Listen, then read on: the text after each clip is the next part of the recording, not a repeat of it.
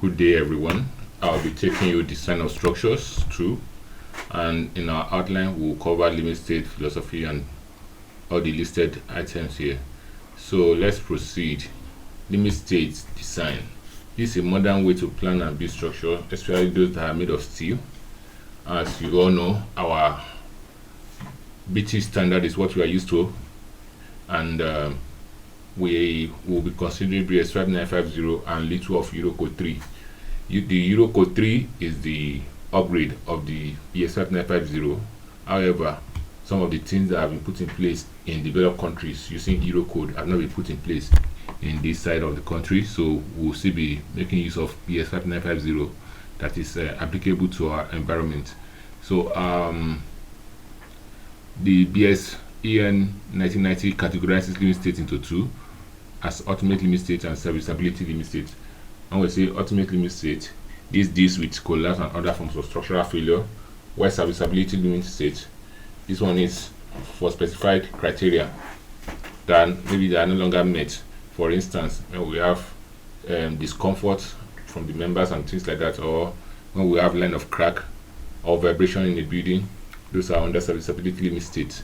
Now let us look at, I will not be talking much on this, I will be focusing more on, because this can be read, I will just look at, let's say, the differences between the two, in terms of loading. For instance, we apply partial safety factor on our load and our material.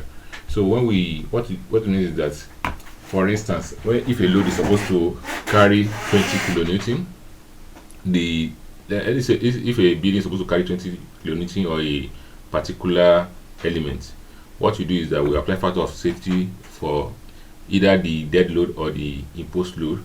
So for in BS 5950, we use 1.4 and 1.6 for dead and imposed load respectively. So, but however, with Eurocode, we use 1.35 and 1.5 for variable actions and permanent and variable actions rather. So there's what we call the load combination. In a situation whereby we have the effect of both dead load and imposed load, or when we have the concentration of both dead concentration of dead load, imposed load, and wind load, then we reduce the factor of safety to 1.2 according to BS 5950.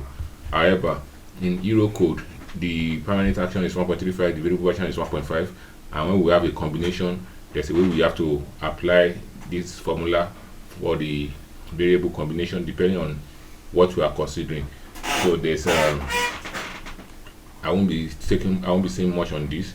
So let's look at design of structural elements in steel. The design of structural elements, we have the material specification and their property. What means that for instance, we have the mild steel, which is under class S275. We have the S355. This under the grade. This is under steel grade S325, and we also have S460. So depending on their strength, their use strength is what is used to give the number. For instance, this one is approximately 275 Newton per mm square. You can see it's S275. So now the design of all these members, we have universal beam. All these are structural members, or row sections. They are the one existing in market. So if we needed to do something else, then that means we'll be using fabricated ones. Now each of these members, they have their sizes, the length, the breadth, and the thickness. And the next thing we'll look at is, let us look at this design. How you see the design, the structural steel. We have the various parts of BS 5950. This BS 5950 part 1, which is used for structural use of steel work in building for roll and welded sections. So if we consider part 2 is for specifically for materials fabrication and erection of roll and disc. Likewise, part 3 is for composite construction, while part 4 is for code of practice for design of hot roll section, like that. So let us look at the section classification. In the section classification, we have to classify our material. Let's say our section that we want to select, we have to classify it whether it is under plastic section or compact section or semi-compact or slender section. I'll be making example during the calculation. All these ones can be read in your notes. So let us go to okay, for instance, now let us look at elastic and plastic moment distribution. In an elastic moment, this is the kind of drawing we have for our moment diagram. If we have a fix at both ends, you can see at the extreme end the moment is ws squared over 12, while at the center is ws squared over 24. However, for plastic distribution, it is ws squared over 16 and ws squared over 16 at various all points. So let's go to all these ones. You can read this one. The maximum load at okay, you can read this ones. I don't need to talk much on this. Let us look at we'll go into a design of this member. Now the design, how do we, let's start from this particular place. All these are the procedure for design of steel member. We determine the design action, that is the shear force and the bending moment. Then we have initial section selection, maybe a universal beam or universal column, whichever one we are selecting. Then we have to classify that section. Maybe it's under plastic, compact, semi-contact, and slender. That's classification 1, 2, 3, 4. Class 1, 2, 3, 4 rather. Then we check for shear strength. Then we check for bending resistance, and then we check for deflection, and followed by web bearing and buckling and lateral torsion. Then we'll now summarize the result of our findings. Now let us look at this one. For the initial selection of section selection of a beam section, bending is often the most critical mode of failure. So that's why we always use bending moment. Now, so prevent bending failure, the design moment M must not exceed the moment capacity of the section. Every member has their own, or every section has their own moment capacity. So the design moment should not exceed the moment capacity of that particular section. So for a steel section, the moment capacity is given as this. How to calculate the moment capacity? Because of Py times S, where Py is the design strength or the used strength of the steel, while this S is the plastic modulus of the section we are considering. Now, when both equations are combined, when these two are combined together, this S is great. It has to be greater than M over Py. So since we said M should be less than MC, so if we say S equals to M over Py, then definitely, if we want to, and since this one is greater than, let me say it's greater than this M, so definitely we can say S has to be greater than M over Py. So if you combine the two, the equation we're going to have. Now for the strength classification, we have to classify the section we are choosing, whether maybe, let's say for instance S275, that its strength is 275. Then we have to consider the flange thickness, and use the relevant code based on the thickness. Now let us look at this. Now we have a steel grade of S275. It can be under 60. Is the thickness less than 16? Is greater than 16? Depending on whatever size thickness it is, you determine their design strength. So in the code, if it is less than or equal to 16 mm thickness, then the design strength is 275, and if it is greater than 16, it's 265, and if it's greater than 40, it's 255. Likewise for other grade that we have here. Now, when I was talking about the class the other time, you can see the plastic section. You can see this is the applied moment and rotation. Under compact section, the class 3 semi-compact and the slender member. Now let us go to, by the time we apply this in our design, we will have a better understanding of what we are actually talking about. Now this is limiting width to the thickness ratio. Now what we do is that when we want to calculate and classify a member into its own section, we look at the B over T of the material and check if it is less than or equal to 9E. Now this E is equal to some over Py. However, some codes change it to 245, so depending on which one you are using. So but for this one, we are using 275 over Py. Now once that one is done, then we go to shear resistance. We check the shear resistance. The shear force is still less than it has to be less than the shear capacity of that section, and then this particular PV, you can get it from this formula here. So let's go to, and this AV, you can get it from T times D.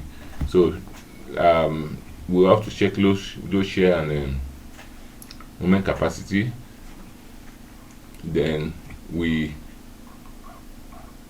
proceed to the next phase, which is deflection check. Now let us take there's something we talk about, this deflection check. If it is cantilever, we use length over 180. If it's beam that is carrying plaster or other brittle, we use this for it. So other beams except purlins, we use pi over 200. That is the deflection limit. So let us look at different loading condition and their deflection equation. For a simply supported UDL, as we have here, the deflection is WL over 4 over this, while for a point load of the same is WL cube over 48. Now for a cantilever having a uniformly distributed load, this is the deflection, which is WL 4 over 8 EI, while for a point load at the other end is WL cube over 3 EI. Now let us look at this example. We want to select a selection of a beam section. Now let's say we have a simply supported beam as shown here that spans 8 meters and it is fully restrained with nominal torsional restraint as support, and that it supports a UDL of 7 kN and 8 kN dead and a post load like this, and a centroid point load of 35 kN. Now we want to select a stable universal beam section in class S275 steel to satisfy bearing and shear consideration. Now the first thing is I told you that we have to design the bearing moment and shear force. How do we do that? Since this is dead load, we apply factor of safety of dead load 1.4 times 7 for the dead load, 1.6 times 8 for the imposed load. Now because this one is for this particular, let me say this particular one here, we have dead and imposed load. For this particular one is just imposed load. So for this imposed load, 1.6 times QK, that way we have 1.6 times 35. While for the other one, which is 7 kN for dead load and 8 kN for imposed load, we have 1.4 times 7 dead load and 1.6 times 8. They're all multiplied by the L. So having done that, we sum it together. Our total load is 236.8 kN. Now since the section is symmetrical, what do I mean by symmetrical? But as in it is similar, whatever we have at this first half is equal to what we have at this second half. That is similar loading consideration. What we're going to do is that we calculate our array, which means that at each support, the total load here, each one will carry, this one will carry out, this one will carry out.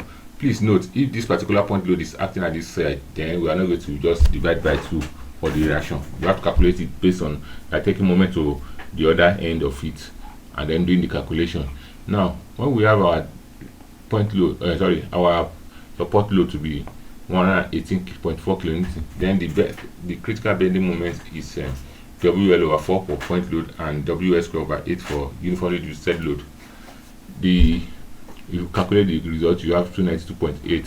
Now we go for the shear and bending moment. Now what I'm going to do is that we put up our write-up. What's our W here is 20.6. What's our capital W, that is the one for point for imposed load standing alone, is 56. Then your R, which is what we have here, 118.4. Then the span 8 and the mid point is 4. So we have two equations when S is less than or equal to 4 and when S is greater than or equal to 4. So the equation will be Vs equals to R into Ws, and then after generating this equation, we do the same thing for the moment. This is for the moment. Then this particular equation is for the other side. That is what I'm trying to say is that for this side and for this side. Now for the other side, as I said, the R minus Ws minus W is equal to Vs. That's the shear force there. If you do the mathematical calculation, you'll be able to fill up this particular table. So the initial section selection.